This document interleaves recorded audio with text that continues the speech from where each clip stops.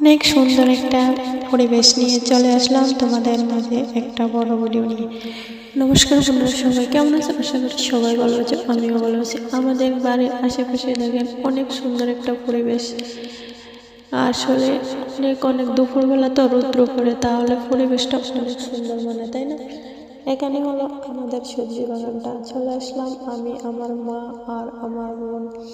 আসলে বেগুন খেতে জল দেওয়ার জন্য, আর এনে ডাটা ক্ষেত, মরিচ ক্ষেত, অনেকগুলো সবজি বাগান। তাই এদিক দিয়ে আমি আর আমার বোনে কুমড়া গাছের ডগা কাটতেছে আর আমি জল দিতেছি। সবাই ভিডিওটা ধৈর্য সহকারে পুরো ভিডিওটা দেখবেন। যদি ভালো লাগে তাহলে লাইক কমেন্ট শেয়ার করতে ভুলবেন না। যদি ভালো না লাগে তাহলে এড়িয়ে চলবেন, তবে বাজে কোনো মন্তব্য করবেন না। অনেক মানুষে তো অনেক বাজে মন্তব্য করেন। আর একটা জিনিস কি জানেন, ফেসবুকে এখন রিলস ভিডিওগুলো থেকে ইনকাম কমিয়ে দিচ্ছে। আর এমনি তো বড় ভিডিওগুলো ছাড়লেও তো তেমন একটা ভিউ হয় না, ইনকামও হচ্ছে না। কি করব, ইনকাম হচ্ছে না, কিছু করার নেই, তারপরও ভিডিও করতে হবে। ফেসবুক মামা গণহারে সবাইকে সেটআপ দিয়ে দিছে, কিন্তু ইনকাম একবারে কম দিয়ে দিছে। যাদের ভিউ কম তারা মনে করেন 6 মাসও $100 পূরণ করতে পারবে না। তাই এরকম সেটআপ দিয়ে কি হলো? কিছু হলো না, এটা আরো লস হলো। যারা সেটআপ পাইছে তাদের লস।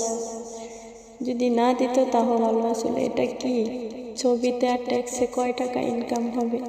কেন ফেসবুক মামা এমন করলে আমাদের সাথে? তাই বলছি সবাই ধৈর্য সহকারে কাজ করেন, সেটআপ পাবেন। ফেসবুক যে কখন কি করে বলা যায় না।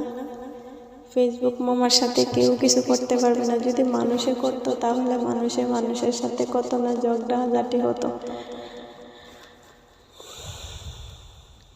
তবে ধৈর্য সহকারে সবাই ভিডিওটা দেখবেন। আমরা সবাই মিলে চলে আসছি এই যে বাগানে, আমি, আমার মা, আমি, বোন, যে সবাই মিলে। আসলে এদিক দিয়ে অন্ধকার তো, একটু সন্ধ্যা সন্ধ্যা হয়ে গেছে, তাই ভিডিওটা তেমন একটা সুন্দর হয়নি। এদিক দিয়ে আমি দেন টেম্পোরালি দেখাইতেছি। কি যে করি আমি নিজে জানি না। আর এটা হলো মিষ্টি আলু ক্ষেত, আর এদিকে আশেপাশে বেগুন লাগিয়েছে, অনেক বেগুন ধরে আছে ক্ষেতের ভিতরে। আসলে এই পরিবেশগুলো আমার খুব ভালো লাগে। কার কেমন লাগে জানা নাই।